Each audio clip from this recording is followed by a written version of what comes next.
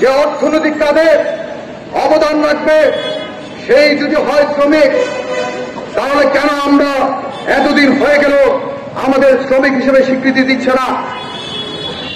আমরা একটাই দাবি, আমাদের শ্রমিক হিসেবে স্বীকৃতি চাই।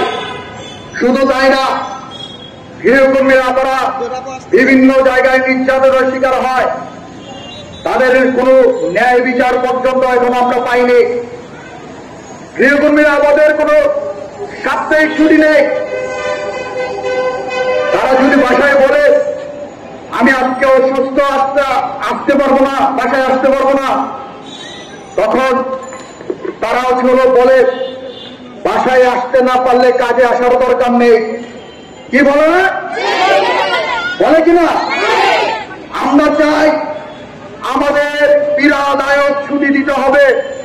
কোন নারী গৃহকর্মী যদি অসুস্থ হয়ে যায় তাহলে তাকে কাজ থেকে বিরত রাখতে হবে। যদি কর্মক্ষেত্রে কোন ধরনের দুর্ঘটনা হয় তাহলে তার চিকিৎসার ব্যবস্থা করতে হবে। ব্যবস্থা করে যারা উল্টা তারা আরো নির্যাতন করে। যদি একদিন কাজে না যায় তাহলে বালতি ভরে কাপড় চোপড় রেখে দেয়, বলে এটি 3 দিনের জমানো কাপড়, এটা ধুয়ে তারপর বাসা থেকে বের হবে, বলে না? আমরা চাই আমাদের যে বাড়তি কাজ করাবে সেই বাড়তি কাজের জন্য মজুরি দিতে হবে। এক কথা বলে 14 কাজ করায় না? 14 কাজ বাসায় বলে আপনারা 2-3টা কাজ করবে, মাইনে দিব 1000 টাকা। তারপরে যাওয়ার পরে বলে আপনি কি চলে যাচ্ছেন, একটু কেটে রেখে যান, কালকে মেহমান আসবে তো যদি মশলাটা কেটে দিয়ে যাবেন, বলে না? এইসব চলবে না। যদি বাড়তি কাজ করেন আমাদেরকে দিয়ে, তাহলে বাড়তি মজুরিও আমাকে দিতে হবে। আমার এখানে যারা আছে সবাই মা, যখন গর্ভে সন্তান আছে তখন তাকে কাছ থেকে বিতাড়িত করে দেয়। কিন্তু এই শ্রম আইন অনুযায়ী যদি ওই আইন পাশ করা হতো তাহলে তারাও মাতৃত্বকালীন ছুটি পেত।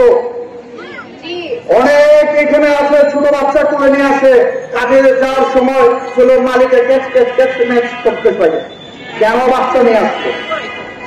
যদি রাষ্ট্রীয় ভাবে আমাদের যদি ডে কেয়ার সেন্টার চালু থাকতো তাহলে কি হচ্ছিল, আমি ওই বাচ্চাটাকে এখানে রেখে আমি কাজে যেতে পারতাম না? বাসায় নিরাপদে আমরা বাচ্চা রেখে কাজে যেতে পারি না। কাজে গেলে টেনশন থাকে, মাথার মধ্যে টেনশন, যদি বাচ্চাটা কিছু হয়, ঠিক না?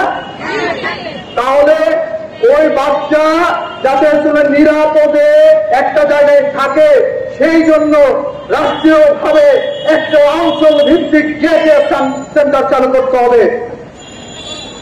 একই সাথে আমরা দাবি জানাতে চাই, প্রত্যেক শ্রমিককে, প্রত্যেক গৃহকর্মী আমাদের নিবন্ধন করে রেশন ব্যবস্থা চালু করতে হবে। মাসে একবার হলেও তাদেরকে রেশন দিতে হবে।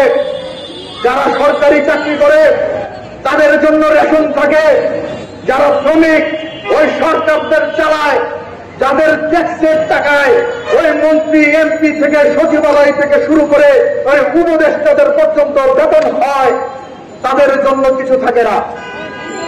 থাকে? আমরা আজকে এখান থেকে দাবি করতে চাই, কেউ খাবে তো কেউ খাবে না, তা হবে না। আমরা মুক্ত থাকবো, আর তারা বিরাটপুর জায়গায় বসে রান খাবে, মুরগির রান, আমরা তা হতে দিব না। আমরাও 3 বেলা ভাত খাবার নিশ্চয়তা চাই। এই রাষ্ট্রে সংবিধানে বলা আছে 5টা মূলনীতির কথা: অন্ন, বস্ত্র, শিক্ষা, চিকিৎসা, বাসস্থান। ওই অন্ন, বস্ত্র, শিক্ষা, চিকিৎসা, বাসস্থানের সেই নিশ্চয়তা করতে হবে। আমার শ্রমিক ভাইদেরকে আমরাও এখানে এসে আমরা সেই দাবি জানাতে চাই। এইখানে যারা শ্রমিকরা আছেন তারা যদি একদিন যদি কাজে না যায় তাহলে রাষ্ট্র অচল হয়ে যাবে। এই ঢাকা শহরে 20 লক্ষ গৃহ শ্রমিক আছে।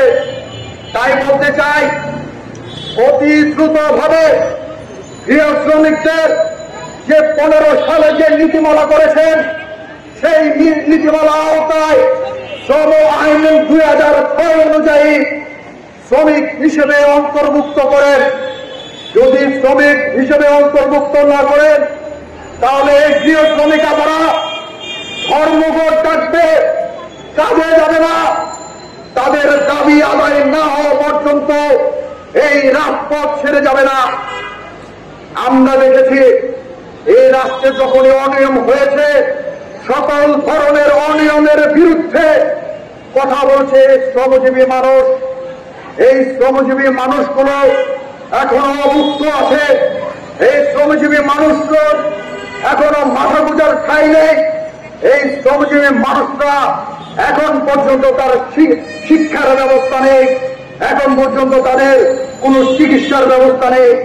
তাদের শিক্ষা, চিকিৎসা, বাসস্থান, খাদ্যের নিশ্চয়তা দিতে হবে। এখন উপদেষ্টাগণ আছেন, সেই উপদেষ্টাদের বলতে চাই, অতি দ্রুত ভাবে গৃহকর্মী আপাদের শ্রম আইনে অন্তর্ভুক্ত করেন। যদি শ্রম আইনে অন্তর্ভুক্ত না করেন তাহলে আমরা গৃহকর্মী আপাদের 20 লক্ষ আপাদের রাজপথে নামাতে আমরা বাধ্য হব। কি আপনারা রাজপথে নামবেন না? অধিকার আদায় না হওয়া পর্যন্ত